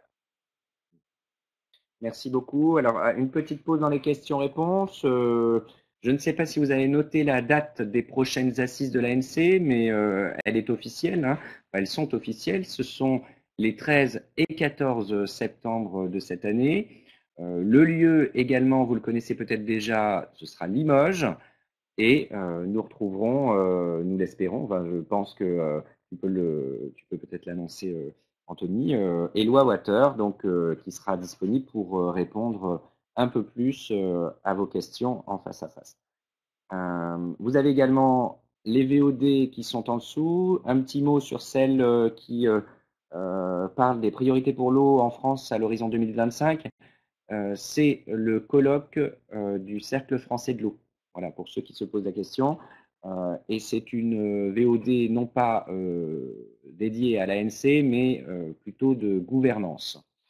Cédric Chicharo, et quelle serait la classification du déchet 190-899 sous déchet assainissement? C'est un petit peu la réflexion d'Anthony tout à l'heure, c'est qu'aujourd'hui, on le voit dans la plateforme Sinoi, j'ai pas la référence de la classification des déchets sous les yeux, j'ai d'autres documents mais pas celui-là. Pour moi, c'est pas précisé encore dans la réglementation. Donc ça, c'est un travail sur lequel il faut avancer. Effectivement. Si je peux me permettre moi de rajouter quelque chose, donc c'est Monsieur Chicharo, c'est ça? Oui. Moi, je suis preneur de vos conseils, de vos remarques, puisque vous me semblez être bien au fait, en tout cas, sur la classification des déchets pour collaborer. Je demanderai, avec votre permission, à Christophe d'avoir vos coordonnées. Et ça m'intéresse qu'on échange, parce que là encore, je crois qu'on a tout à construire. Comme ça a été dit, il n'existe pas, en tout cas, de classification officielle. Je crois qu'on doit y réfléchir maintenant, puisque des filtres compacts, vous voyez que ça se multiplie avec des médias de plus en plus variés. Donc, ça m'intéresse qu'on puisse avoir une discussion et votre avis sur ce que pourrait être cette future classification. Oui, alors Monsieur Chicharo représente la communauté d'agglos du Grand Villeneuvois. Donc vous avez certainement, effectivement, dans une communauté d'agglos, pas mal d'installations et pas mal d'expériences sur le sujet. Alors, il y a un complément. Lucie Moratil nous rappelle que nous n'avons pas répondu à la deuxième partie de sa question. Alors, je la retrouve. Sinon, donc on parlait des 3 manipulations, hein, Ouais. ou une ou deux. Sinon, le compostage sera-t-il aussi abouti dans des compostières qui n'en feront qu'un ou deux? Bonne question. Tout dépend aussi du mélange initial. Mais un bon professionnel de compostage, si on lui dit qu'il faut faire 2 retournements, ou s'il a l'habitude de faire 2 retournements ou 3 retournements, tout dépend de la technique qu'il utilise, tout dépend du système aussi d'aération qu'il a. Nous, je sais qu'on composte des myattes, des boues épaisses, on les mélange avec suffisamment structurant, et on va dire en général 3 retournements. On travaille sur 3 retournements, ou plutôt 2 retournements et 3 montées en température. Voilà. Ce qui nous permet en fait d'homogénéiser la montée en température sur l'ensemble des tas. Voilà. Quand on retourne un tas de compost, eh bien, on essaye que ce qui était en périphérie du tas se retrouve à l'intérieur, et que ce qui était à l'intérieur du tas précédent soit en périphérie du tas suivant. Donc, je pense qu'au bout de trois manipulations, ça nous permet d'avoir une homogénéité. Et en fait, on se rend bien compte que les analyses microbio sur notre compost sont conformes justement parce qu'on fait les retournements suffisants. Magali Després, quel coût pour l'usager de ce recyclage de matière? Alors, est-ce que M. Borel, vous pourrez en parler? Bonne question. J'aurais eu envie de demander une précision, c'est-à-dire, est-ce que c'est un coût uniquement pour transformer le xylite usagé en compost, donc là, le coût de la transformation, et là, effectivement, Serge pourrait plus y répondre, ou est-ce que c'est le coût pour, effectivement, du moment où on doit remplacer le xylite, donc l'usager qui va faire appel à une société, qui vient extraire le vidange, on le transporte, on le recycle et on en remet du neuf? Alors, Jean-Baptiste Dunel, lui, pose la question hein, sur le coût de vidange, justement, du média. Avez-vous affiné ces coûts grâce à cette étude? Parce que vous annoncez un coût dans le guide de l'usager. Aussi, je pense qu'il souhaite dire le coût global d'exploitation, parce que là j'entends vidange. Pour moi, la vidange, c'est uniquement l'évacuation du xylite, mais ça ne comprend pas que ça. Une fois qu'il est évacué, il faut bien en remettre du neuf, qui le fait, et ensuite il y a le transport, c'est que le transport coûte cher, et puis ensuite il y a effectivement la transformation. Sur la transformation, je pense que M. Ninora, il pourra en toucher 2 mots. Vous verrez que c'est beaucoup moins onéreux de transformer un média filtrant, en tout cas sous le compostage, peut-être que de retraiter les matières de vidange que vous avez dépotées dans une fosse en tête de station. Alors, répondre à la question, le coût, automatiquement, on affine obligatoirement, puisque il y a plusieurs raisons. La première, je ne veux pas refaire un nouveau débat là-dessus, mais vous savez que les valeurs dans un guide ne sont pas forcément celles qui émanent de l'industriel. On l'a déjà maintes fois constaté, en tout cas souligné sur ce qui était annoncé au niveau des périodicités de vidange. Hein, ça, il faudrait, c'est la procédure effectivement d'agrément qui veut ça. La même chose pour les coûts, c'est-à-dire qu'aujourd'hui, sur les coûts d'exploitation, est-ce qu'il faut prendre pour argent comptant cette valeur qui émane pas forcément du fabricant? Donc oui, on a effectivement affiné, puisque quand vous avez des études de ce type-là, déjà, vous savez quel est le débouché. Et puis, automatiquement, ça va effectivement, j'ai vu qu'il y avait une question sur, je crois, le matériel que l'on devait utiliser. Voilà. Aujourd'hui, on a des certitudes. Oui, un camion hydrocureur qui aspire des matières de vidange peut utiliser ce même matériel pour aspirer de la fibre de xylite. Hein. Je ne vous refais pas tout le laïus sur la propriété, donc avec les liaisons carbone où la fibre est très aérienne, on n'a pas ce phénomène de compactage, de tassage. Donc au niveau du matériel, c'est effectivement la même chose. Voilà, donc vous avez répondu directement à la question de Mathieu Vigneron en même temps. Monsieur Ninoreille, un complément? Alors, concernant les coûts, très difficile. D'abord, on sait que les coûts de traitement varient en fonction de la concurrence locale, en fonction des techniques, mais concrètement, ben, localement, chez nous, du traitement de matière de vidange ou de bout de station d'épuration, je veux dire, c'est quelques dizaines d'euros la tonne. La tonne. Voilà. Alors, Magali Després complète justement sa question. Je parle bien du coût qui sera imputé à l'usager au moment où sa xylite sera renouvelée, donc changement de média, plus le prix d'évacuation et de recyclage qui sera imputé à l'usager, transport et recyclage, principe du pollueur-payeur. Ok. Je me doutais hein, que c'était cette question-là et j'allais de toute façon vous donner ces informations.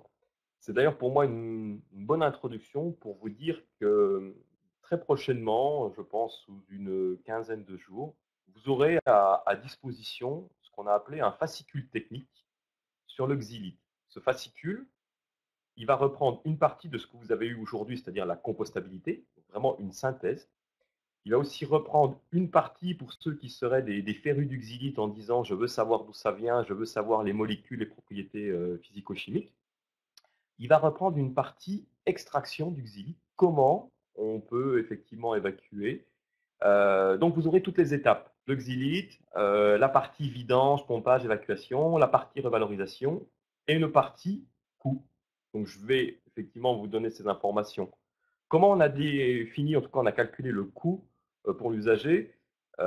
Différentes choses. Tout d'abord, il y a effectivement, pour évacuer le xylite, vous devez démonter une partie du système de distribution. Donc là, ce n'est pas le particulier qui va le faire, comme ce n'est pas la société de vidange. Donc on a, comme on a un réseau de distributeurs, de concessionnaires exclusifs, on a aussi des opérateurs qu'on appelle certifiés, qui sont des gens qui sont formés, audités pour l'entretien, la SAV de nos produits. Donc vous devez prendre en compte la venue de cet opérateur qui va effectivement tout préparer, démonter le système de distribution de répartition. Vous avez ensuite, ce qui va faire le coup, la société de vidange, donc classique, hydrocureur, qui va venir, qui va évacuer donc le xylite. Si vous avez besoin de données, je peux vous dire, donc vous le retrouverez dans ce document, le temps de pompage. Grosso modo, pour un système de 5 équivalents habitants monocubes, on va être sur un peu plus une heure et quart, pour extraire la totalité du média. Donc, une fois que ce média est dans le camion, il y a automatiquement un transport et il y a ensuite un acheminement vers le centre. Donc ça va avoir un coût. Vous allez ensuite avoir le coût, certes très faible, comme vous a dit Serge, sur le traitement, la compostabilité. Et puis, il va falloir aussi prendre en compte un coût du xylite neuf. Donc, c'est-à-dire qu'on fait venir du xylite, un big bag de xylite neuf, on doit le repositionner dans l'ouvrage, remettre le système de distribution. Bon, ben, toutes ces étapes-là, globalement, retenez un coût de plus ou moins 1500 euros. Encore une fois, à affiner. Pourquoi affiner? Puisque là, on vous fait part d'un coût pour une installation. Mais dans 12 ans, quand vous allez avoir des sociétés de vidange qui vont faire des tournées de 8, 10 par jour, peut-être, alors je ne sais pas si ce sera que de filtres compacts Experco ou si ça sera de médias organiques. Automatiquement, vous allez avoir un phénomène de mutualisation qui va diminuer les coûts. On sait qu'aujourd'hui, le transport pour 500 kg de xylite ou pour 5 tonnes, ça sera la même chose. Donc, vous voyez ce que je veux dire. On vous donne un coût, enfin, vous le prenez comme on vous le donne à l'état actuel. Maintenant, je ne peux pas vous garantir, et d'ailleurs je ne vous garantis pas, que dans 12 ans, dans 15 ans, ce coût sera le même. Voilà. Merci Anthony. Alors, quelqu'un donc a beaucoup d'humour ce matin, parce que je ne sais pas qui c'est. Maxou, bonjour. Votre xylite se dégrade-t-elle lors du compostage? Ah, ça c'est une bonne question. Et j'ai pas forcément la réponse. Pourquoi? Bah, les analyses qu'on a fait préalablement du xylite pur, hein, direct, on est à 68% de matière organique. Bon, par contre, Anthony l'a expliqué tout à l'heure, le xylite en lui-même, c'est du carbone qui est stable.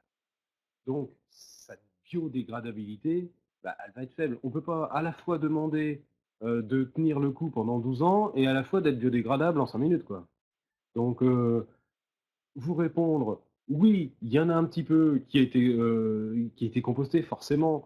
Quand vous mettez en face suffisamment de déchets azotés, pourquoi? Parce que le compostage, c'est toujours un équilibre entre le carbone et l'azote, hein. C'est quoi le compostage? C'est, je vous l'ai dit tout à l'heure, c'est des micro-organismes, du carbone, de l'azote et de l'eau. Quand vous avez la bonne cuisine, je dirais, ça fonctionne. Donc, effectivement, il y a une partie du xylite qui va avoir été compostée. Et une autre partie, comme je vous l'ai dit, je ne l'ai pas caché, qu'on retrouve aussi un petit peu dans le refus de criblage. Donc, aucun problème là-dessus. Maintenant, si on retrouve aussi du xylite dans le compost fin que je vous ai montré tout à l'heure, eh ben, ce n'est pas forcément un problème. Pourquoi? Ben, le compost, c'est du carbone. L'amendement organique, il nous faut dans nos sols, il faut de la matière organique qui soit stable. Si elle se minéralise tout de suite, aucun intérêt non plus. Voilà. Alors, Céline Soucia, des analyses sont-elles réalisées en amont du dépotage en plateforme de compostage, comme la présence de matériaux, par exemple, Non. de métaux Métaux lourds, lourds. pardon. Et d'accord, donc, mais si c'était le cas, il y a une deuxième question. Qui en assume la responsabilité? L'usager, le vidangeur? Est-ce que vous en avez une idée? Alors, là-dessus, qu'on soit bien clair.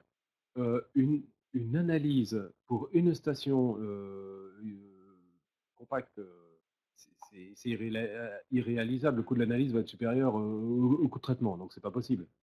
En revanche, la pratique veut que une installation de compostage qui composte des matières d'intérêt agronomique provenant du traitement des eaux, donc des boues, des matières de vidange, et qu'est-ce qu'on fait? Dès qu'on a un hydrocureur qui vient vider, que ce soit des matières de vidange ou des bouts de station d'épuration, eh ben on garde un échantillon. Nous, sur l'installation, on a une dizaine de congélateurs, carrément. Donc on garde un échantillon qu'on congèle. Avec notre système de traçabilité, on fabrique le compost, on travaille par lot de fabrication de compost. Quand on vérifie la conformité du compost obtenu, eh bien, si on a un souci, si on a un problème, que ce soit métaux lourds ou autre, eh bien, avec la traçabilité, on va pouvoir revenir en arrière et retrouver et faire analyser les échantillons qu'on a congelés pour trouver celui qui nous a amené des matières qui n'étaient pas conformes, quoi. Voilà.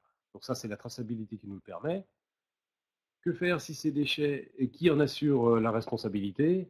Ben, les vidangeurs ont un agrément. Nous, on travaille avec des vidangeurs qui sont agréés. C'est la règle du jeu. On fait ce qu'on appelle des fiches d'identification préalable. Donc, on identifie bien, nous, les producteurs de déchets. Et pour nous, les producteurs de déchets, ce ne sont pas les particuliers lambda, mais ce sont bien les vidangeurs. Cédric Chicharo, que l'on a entendu tout à l'heure, complète finalement ces questions en se présentant. Donc, c'est le responsable d'une compostière. Il est également technicien ANC. Puis, il explique qu'il a réalisé des tests sur certains médias provenant de filtres compacts et qu'il est également intéressé d'échanger avec d'autres professionnels et acteurs à ce sujet. Ce sera le moment de le faire aux assises, aux prochaines assises, hein, pourquoi pas, vous aurez l'ensemble de la filière réunie.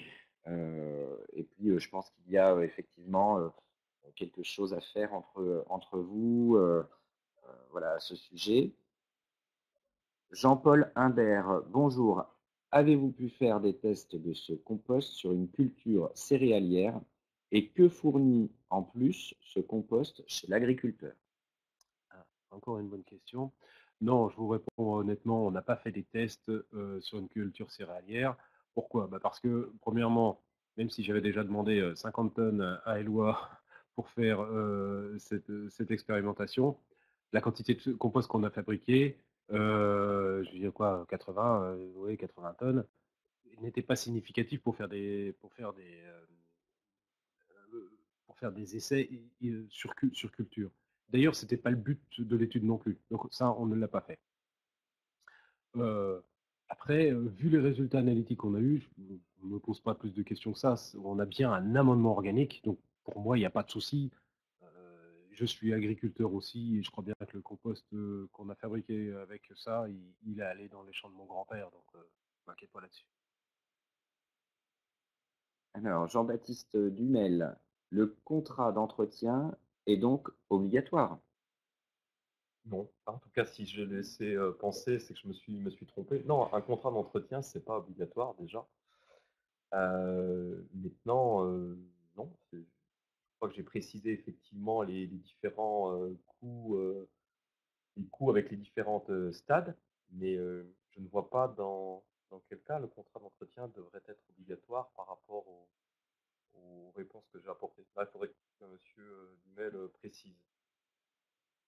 Donc, vous pouvez préciser votre question en postant un petit commentaire supplémentaire. Jean-Paul Humbert qui pose également une question intéressante. Est-ce que c'est possible que les communes puissent intégrer ce compost dans ces déchets verts de jardin public? Voilà, alors là, j'ai déjà un problème pour comprendre la question. Parce qu'on J'imagine. n'intègre Oui. pas ce compost, ou alors intégrer, je comprends pas trop la question, c'est intégrer ce compost dans les déchets verts, donc on mélange pas du compost avec des déchets verts, ou alors est-ce que c'est intégrer le média filtrant dans le compost, avec des déchets Bon. verts de jardin. Voilà. Monsieur Préciser Humbert, vous peut-être un pouvez petit peu la préciser. question. Mais sinon, pour moi, et je l'ai dit tout à l'heure, les médias filtrants, comme les matières de vidange, ce sont des déchets qui sont aujourd'hui assimilés à des matières d'intérêt agronomique provenant du traitement des eaux, qui ont un risque pathogène réel. Donc pour moi, non, ça ne doit pas être mélangé avec des déchets verts, ça ne doit pas être composté avec des déchets verts de jardin comme ça au fond de la commune, etc.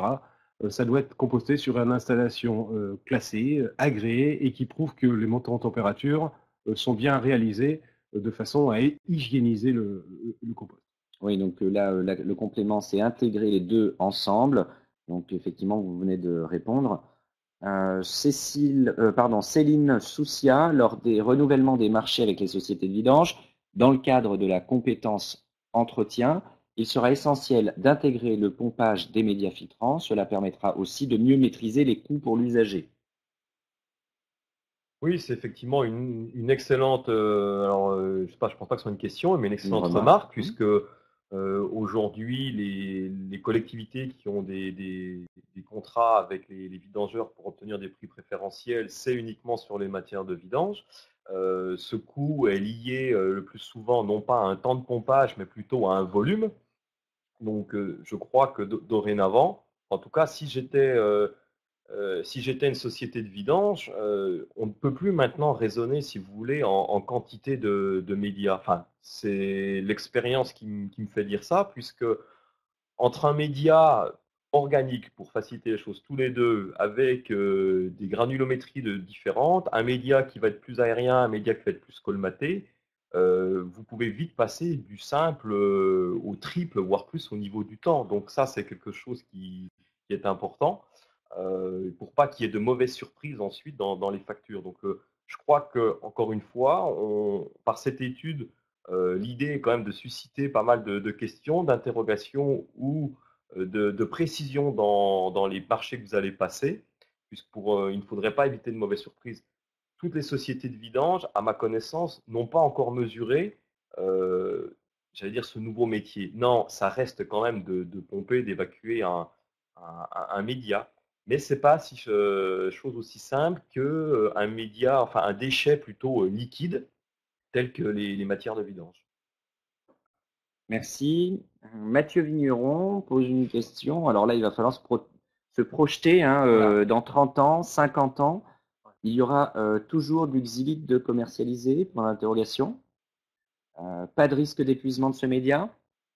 Alors, je suis pas visionnaire et dans 50 ans, j'espère que je ne pense pas. Déjà, dans 50 ans, si je pense, ça sera déjà encore une belle chose. Et si, en tout cas, si je suis encore sur cette terre-là, j'espère bien que ce ne sera pas pour parler d'assainissement collectif. Ce que je peux vous dire, de manière plus sérieuse, le xylite, c'est pas une source qui va se tarir. C'est-à-dire que du xylite, là encore une fois, sans faire la promotion de ce fascicule technique, mais qui sera vraiment bien fait. Vous allez avoir d'où vient cette ressource, une cartographie, et on en trouve dans tous les continents. Donc là-dessus, je ne suis pas inquiet. Hein. En plus, c'est issu donc de la lignite. Donc vous en aurez toujours. La commercialisation, oui, vous savez, le xylite en France, c'est pas ultra connu, mais dans les pays scandinaves, ils utilisent ce média pour lutter contre l'eutrophisation. Hein. Donc, pour faire simple, ils jettent des filets de xylite dans des bassins, dans des étangs qui sont sujets à l'eutrophisation. Ils arrivent à ramener une eau verte à une eau d'excellente qualité. Donc, c'est quelque chose qui n'est pas méconnu. Dans la phytoépuration aussi, je crois qu'on s'en servait. Donc, je ne vois pas pourquoi, si vous voulez, il y aurait une rupture de xylite, pas plus que voilà, un média de laine de roche, de fibres de coco, de coquilles de noisettes, de billes d'argile. Enfin, vous voyez ce que je veux dire. Ça, difficile de répondre de manière ferme, mais en tout cas, la ressource, si vous voulez, ne se cantonne pas à un pays. Seul ce pays dispose de xylite. Jean-Baptiste Dumel, l'ouvrage doit être en partie démonté par un professionnel et il faudra former le professionnel. Hein, enfin, Eloi Water devra former le professionnel. Je ne vois pas comment le particulier pourra savoir qui contacter. Alors effectivement, le professionnel, ça sera toujours les mêmes professionnels, hein, c'est-à-dire que pour faire simple, donc on a des distributeurs exclusifs qu'on appelle des concessionnaires et les concessionnaires doivent avoir effectivement un opérateur certifié, donc des gens qui sont dédiés exclusivement à nos produits, qui peuvent aussi entretenir des produits d'autres marques. En tout cas, nous, il y a un cahier des charges, ils ont des audits régulièrement. Donc ça, le particulier sera informé puisque de toute façon, on a cette volonté, bien sûr, de communiquer à travers le guide de l'usager, même si on sait qu'ils ne sont pas lus. Mais on préfère, si vous voulez, se rapprocher de vous, les techniciens SPAN, pour que vous soyez en mesure de conseiller. Hein. Je dis souvent que pour moi, un technicien SPAN, il a plus une casquette de conseil que de contrôleur. Donc ça, c'est le premier point. Et ensuite, le particulier, donc lui, bah, alors, la question c'est, je ne vois pas comment le particulier pourra savoir qui contacter. Bon, j'ai essayé en tout cas d'y répondre. Si, il aura les informations. Encore une fois, et quand je vous disais qu'on a cette volonté de communiquer, on n'a pas fait une étude pour notre plaisir. Communiquer, c'est aussi en amont. C'est pas d'attendre la semaine avant la vidange. C'est qu'un usager aujourd'hui doit être capable de savoir que son média a une durée de vie, comme tout média, que lorsque celui-ci sera usagé, ben, c'est une société de vidange qui vient l'évacuer, que ça part en compostage, que ça coûte plus ou moins ce que je vous disais, 1500 euros, donc dans 12 et 15 ans, et que ben, les contacts, vous verrez dans ce fascicule technique de mémoire, là, toute la dernière page, vous avez contact numéro pratique, avec un lien qui vous donne accès à tous les vidangeurs agréés par département, parce que ça c'est important de travailler avec des vidangeurs agréés, avec aussi une carte selon où vous êtes dans le département de votre référent technique et Water, une carte qui va vous donner aussi votre opérateur certifié, donc celui qui s'occupe de l'entretien. Voilà, donc logiquement, avec ces documents, en communiquant bien, je pense que le particulier aura toutes les informations. Merci beaucoup, Anthony. La dernière question, Jean-Paul Imbert. Enfin, vous pouvez toujours poser vos questions, hein, mais j'en ai plus qu'une, donc c'est le moment. Jean-Paul Imbert a une nouvelle idée de destination et il vous propose de l'intégrer, donc ce compost, dans un centre de biométhanisation pour produire du biogaz. Alors, est-ce que c'est possible? Je vais essayer de répondre. Je ne suis pas spécialiste de la méthanisation. A priori, toute matière organique peut être méthanisée. Ce n'est pas les mêmes micro-organismes, mais c'est comme le compostage. Toute matière organique peut être compostée, peut être méthanisée. Donc le média filtrant pourrait être méthanisé aussi. Maintenant, il faut être réaliste. On l'a dit, le xylite, c'est une fibre avec des liaisons carbone riches. Nos petits micro-organismes en méthanisation, je suis pas sûr qu'ils soient suffisants. Ici, il n'existerait plus le xylite. Deuxièmement, matière de vidange, donc on est à base aqueuse. Base aqueuse. La quantité de biométhane fabriquée avec de l'eau, elle est nulle. Donc, pour moi, je vois pas l'intérêt de mettre ce type de produit, de matière de vidange en méthanisation. Alors ça, la quantité de biogaz formé va être ridicule par rapport à d'autres matières beaucoup plus intéressantes en méthanisation. Ça, c'est la première chose, on va dire biologique. Maintenant, réglementairement, si on veut commencer à mettre des matières de vidange, donc assimilées à des boues, en méthanisation, attention, il va falloir contrôler la radioactivité à l'entrée du méthaniseur. Je crois qu'aujourd'hui, c'est pas le souhait, c'est pas des équipements qui sont en place. Donc, pour moi, non. La méthanisation n'est pas la filière dédiée à ce type de déchets. Un complément, Anthony? Non? Non, Ok. pas grand-chose de plus, si ce n'est que je dis souvent le xylite, le fil de bois, ça n'a aucun pouvoir calorifique. C'est-à-dire que si toutefois vous vouliez prendre du xylite propre, pas usagé bien sûr, et vous allumez un barbecue, il ne faut pas que la côte de bœuf soit trop épaisse parce que vous aurez vraiment du mal à la cuire.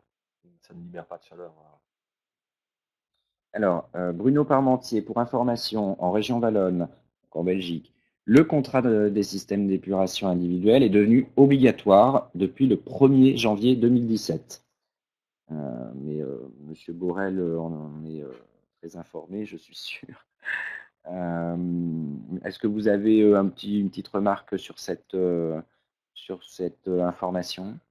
C'est vrai que si vous voulez, il y a déjà, avant qu'il soit obligatoire, en tout cas, il y a une histoire de culture, de mentalité. En Belgique, je dirais naturellement, quand vous réalisez une filière d'assainissement non collectif, vous ajoutez la citerne de récupération d'eau de pluie, et puis vous prenez le contrat d'entretien qui va avec, pour l'assainissement. C'est une histoire de culture. En France, on n'en est pas là. Je vous disais, les chiffres au niveau moyenne nationale, même s'ils sont en augmentation, on reste, je crois, sur 8 à 10% de personnes qui ont une filière majoritairement agréée, puisqu'on n'a pas de contrat d'entretien sous les filières traditionnelles, et on devrait peut-être d'ailleurs. Tout système d'ANC a besoin d'une surveillance accrue, mais on est très loin. Aujourd'hui, l'expérience qu'on a fait chez Loa Water, en proposant une visite systématique, gratuite, à N+12 mois, c'est-à-dire 1 an après la mise en service, sans lien de prendre un contrat d'entretien. C'est-à-dire qu'on offre une visite gratuite. Cela a permis quand même de passer de 10% à 30 à 35% de contrats d'entretien. On n'est même pas à la moitié. C'est-à-dire qu'il a fallu que les gens voient en se disant, c'est ça une visite d'entretien, effectivement, c'est pas mal. Moi, quand je répondais à M. Duhamel en disant, c'est pas obligatoire, mais si vous me demandez d'un point de vue intérêt environnemental, bien sûr que d'avoir une personne qui passe une fois tous les ans, ça serait un plus. Mais je me mets à la place des usagers qui ont investi dans un système, qui ont aussi peut-être choisi ce système parce que ils n'ont pas besoin de scarifier le média tous les ans, parce qu'ils n'ont pas besoin de faire tel ou tel type d'opération qui engendrerait un coût. Donc, ils ont fait ce choix pour avoir une certaine souplesse financière. Les imposer sur un contrat d'entretien, ça peut être compliqué parce que c'est un surcoût. Mais on est bien d'accord que qui peut le plus peut le moins. Je dis toujours que, bien entendu, une visite annuelle, ça serait l'idéal. Il faut toujours être en assainissement non collectif, dans le préventif plutôt que dans le curatif. Alors, Maxou à nouveau, comment voulez-vous qu'un usager puisse savoir si son filtre est en fin de vie et s'il est sur le point d'être colmaté, si le contrat d'entretien n'est pas rendu obligatoire? Ça, c'est son avis. Ce n'est pas lui qui va mettre la main à la pâte. Ouais, effectivement, je suis d'accord avec ça. C'est pas un usager de mettre la main à la pâte, comme c'est pas un usager d'aller, il n'a pas la connaissance pour savoir si son filtre arrive en bout de vie, comme il n'a pas non plus la connaissance de savoir si sa hauteur de boue est de 50% ou pas. Donc aujourd'hui, quels sont les seuls indicateurs que l'on a? C'est la visite du SPANC qui va effectuer des mesures, sauf que ces visites, aujourd'hui, c'est un constat. En 2009, la périodicité moyenne d'un SPANC en France était de 4 ans, 4 ans ou 4 ans et demi. Aujourd'hui, j'ai eu des chiffres sur 2014, on est passé à 6 années et demie. On voit bien que les collectivités sont obligées d'espacer les vidanges, soit parce que le parc est en train de gonfler et qu'on n'a pas les moyens humains en face, soit parce que effectivement, il est compliqué de passer plus souvent par rapport à des redevances qui se multiplieraient pour les usagers. Donc, c'est un vrai problème parce que on mise effectivement, en tout cas nous, les professionnels du contrôle, du conseil, ça reste les techniciens SPAN.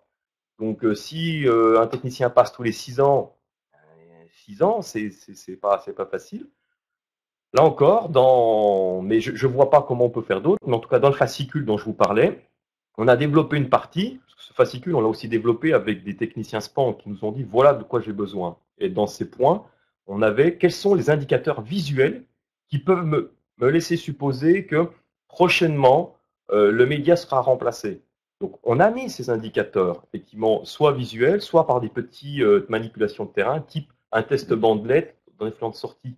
Mais je ne vais pas répondre à votre question. C'est que vous me dites, c'est pas l'usager de le faire. Je vous dis, ben oui, effectivement. Donc, tous ces indicateurs, ils sont faits pour le technicien SPANC.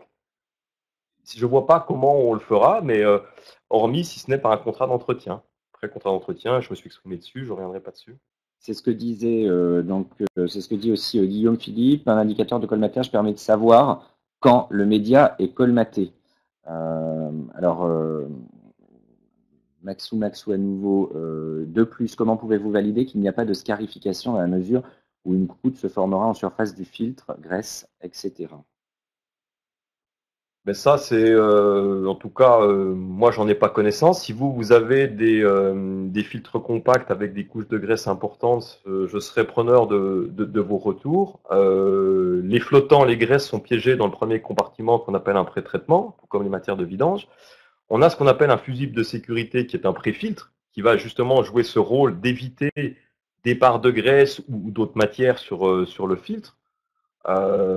Ensuite, que vous dire d'autre? Pourquoi effectivement ce média-là ne se scarifie pas? C'est justement une des propriétés. Ce qui nous a intéressé dans le xylite, je vous le disais, c'est cette liaison carbone-carbone. Votre fibre de xylite, et je vous encourage à faire l'expérience. Mettez des fibres avec de l'eau. Prenez de l'eau de fausse toutes eaux si vous voulez vraiment vous reconstituer un essai. Laissez ça dans un placard des années. Vous verrez que vous n'avez pas à avoir ce phénomène de tassement, ce que j'appelle une mélasse, hein, c'est-à-dire où là, effectivement, vous êtes obligé de scarifier.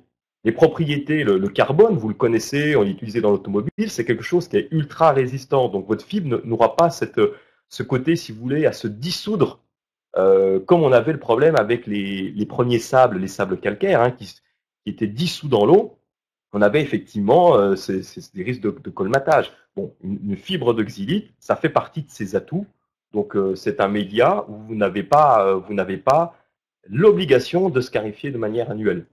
Quant à la réponse, enfin la question de Monsieur Philippe, l'indicateur de colmatage, effectivement, c'est présent, mais à mon sens, c'est déjà trop tard, puisque quand votre indicateur va vous avertir qu'il y a colmatage, vous êtes déjà dans le curatif. Oui, c'est vrai. Alors, Claude Juvanon demande est-ce qu'il y a une différence entre le xylite et le xylitol? Vous connaissez le xylitol? Xylitol, ça me fait penser à une publicité quand on a mal à la gorge. Ah non, ça doit être Synthol, ça, ou quelque chose comme ça. Si je peux m'exprimer, xylitol, vu la terminaison, moi je connais pas, mais en ol, ça doit être un alcool. Un alcool. Xylite, ça vient du bois, alcool de bois. Bon, écoutez, j'en consomme pas, on a d'autres choses plus agréables chez nous. Voilà, Claude, peut-être peux-tu nous donner quelques éléments supplémentaires sur le xylitol, parce qu'apparemment, on ne connaît pas cet alcool de bois. Alors, vous avez des remerciements, hein, je reviendrai là-dessus à la fin. Cédric Chicharo, je pense que c'est plutôt la biométhanisation qui aurait besoin du compostage pour retraiter le digestable produit. Donc là, c'est une remarque suite aux échanges qu'on a eu tout à l'heure. Tout à fait d'accord avec monsieur Cédric Chicharo. Pierre Lagarde, bonjour. Je prends malheureusement au cours de votre conférence. Comment la xylite peut-elle être retirée du filtre? Voilà, je vais faire de manière très rapide, hein. Elle est aspirée par des camions hydrocureurs qui sont identiques à l'aspiration des matières de vidange. Il y a une procédure d'extraction du xylite que l'on a fait Et je vous renvoie, en tout cas, je vous encourage à vous doter de ce fameux fascicule technique qui explique toutes les étapes du xylite dès son arrivée jusqu'à sa revalorisation. Romain Prost, aujourd'hui nous avons une idée et une méthode concernant la valorisation du xylite, mais le socle reste à bâtir, et ce pour l'ensemble des médias filtrants. Il convient notamment de travailler avec les vidangeurs agréés concernant les méthodes de pompage, nouveau métier, mais surtout une nouvelle classification des sous-produits semble nécessaire, en plus des sous-produits classiques. Les refus de grillage, les graisses, les sables et les boues. Est-ce que vous avez un commentaire là-dessus? Donc c'est le département du Jura qui a une vision quand même avec un grand territoire. Non, mais c'est ce que j'ai expliqué dans ma dernière partie, voilà. Et donc la profession, nous, des vidangeurs, on s'est rapproché de la Fédération nationale des syndicats d'assainissement, hein, et on travaille avec Monsieur Taboga pour que effectivement, il nous fasse remonter des informations de ces vidangeurs et nous on fasse de même. On a préféré travailler avec cette structure-là plutôt que d'aller voir des vidangeurs indépendants effectivement pour optimiser le temps, quoi. Voilà, Léon Taboga qui représente la FNSA, qui est connecté d'ailleurs ce matin. Donc Guillaume Philippe, le premier contrat d'entretien étant gratuit, le particulier aura donc une personne référente pour l'entretien. C'est une remarque. Cédric Chicharo, l'usager doit être conscient qu'un dispositif d'ANC s'entretient, la partie pré-traitement comme la partie traitement d'ailleurs, et on ne peut pas toujours tenir l'usager par la main. Donc effectivement, ça c'est un souci que la profession peut avoir, c'est-à-dire que vous êtes face à des particuliers et pas des professionnels. La formule du xylitol. Donc merci Claude, C5H12O5. Je ne sais pas si ça vous est clair. Si, tout à fait. Voilà. C5H12O5, donc ça doit être un alcool, un cycle à 5. Voilà, ouais. Bon, on est content avec ça. C'est bien un alcool. Bon, eh bien, voilà, Claude parle. Le problème étant les sous-produits liés à la lignite. D'accord. Donc c'est peut-être un sous-produit de la dégradation. C'est ce que Claude essaie peut-être de nous expliquer. Pardon. Je n'ai plus de questions. J'ai Delphine Bramoulet qui dit que ces recherches et démarches sont très bien. Il faut proposer des solutions pour tous et pour l'environnement. J'ai aussi Nadine Mera qui vous remercie pour cet exposé intéressant et vous faites une bonne journée. Pardon. Pierre Lagarde, où peut-on se procurer le fascicule concernant l'extraction du xylite? Je pense que le plus simple, c'est de vous mettre en relation avec votre responsable technique régional de chez Loa Water. Donc, ce sont des responsables qui interviennent sur plusieurs départements. Si toutefois vous n'avez pas connaissance de cette personne, rapprochez-vous de votre contact commercial. Sinon, si vous avez noté mes coordonnées en fin de présentation, n'hésitez pas à m'envoyer un email et je vous le ferai passer. Je vous dis, il est en train on est sous la partie mise en page. On voulait appeler ça une note technique, puis on se rend compte que finalement, c'est un fascicule qui va quand même faire facilement une dizaine, une quinzaine de pages.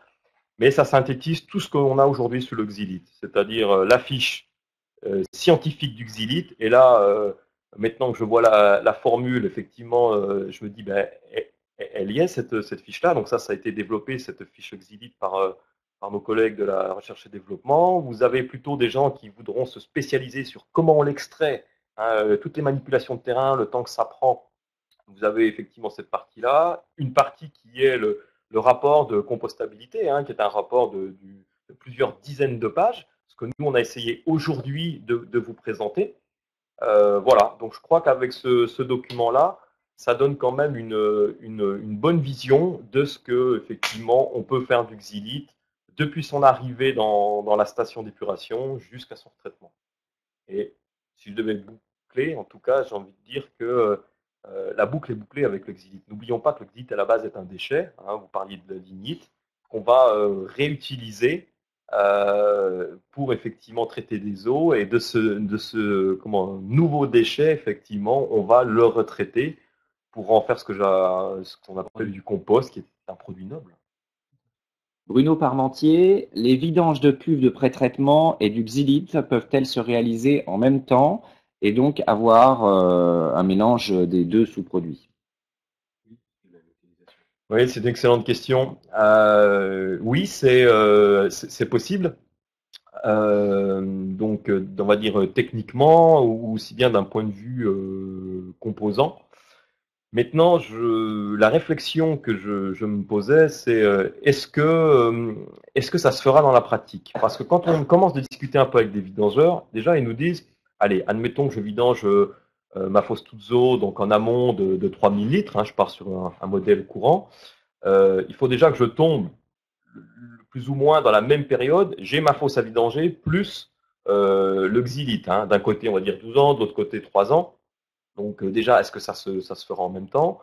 Et deux, certains vidangeurs nous disaient, nous, on pense que on va plutôt faire des tournées complètes de médias. Parce on saura exactement dans tel centre de compostage où on va. Est-ce que tous les centres, ça c'est une question qu'on peut poser à M. Nureil, est-ce qu'aujourd'hui il est concevable d'avoir un centre de compostage qui dirait, j'accueille uniquement un média solide du média filtrant, je ne prends pas de matière de vidange? Ou est-ce que automatiquement, s'il a un média, s'il accepte du média, il prend les matières de vidange? C'est aussi ça la question, c'est que dans le transport, ça c'est possible de les mélanger. Maintenant, le site de traitement qu'il accueille, est-ce que lui il peut faire un distinguo ou pas? Ça sert à rien d'être plus royaliste que le roi. À partir du moment où la fosse Tuzzo et le média filtrant vont être traités de la même façon, pour moi, exploitant d'une installation de compostage, ça sert à rien de les séparer, quoi.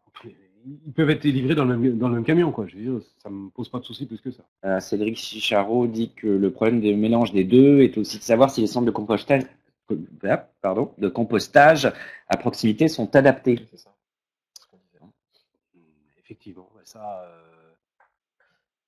c'est une bonne question. Je sais que chez nous, il n'y a aucun souci. On a une fosse de réception, donc l'hydrocureur recule, il vide, il repart.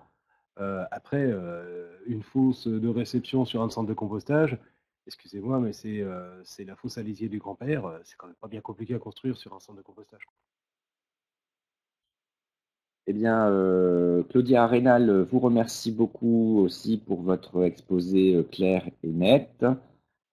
Cédric Chicharo, nous ne pouvons pas recevoir de matière de vidange directement, par exemple, hein, voilà, pour conclure le débat sur cette question. Je n'ai plus de questions et je vais passer au sondage de fin de conférence que je vous invite à remplir. Hein, prenez 1 minute supplémentaire de votre temps pour nous aider à améliorer nos formats et puis aussi le fond, hein, puisque l'on vous demande quelles sont vos attentes.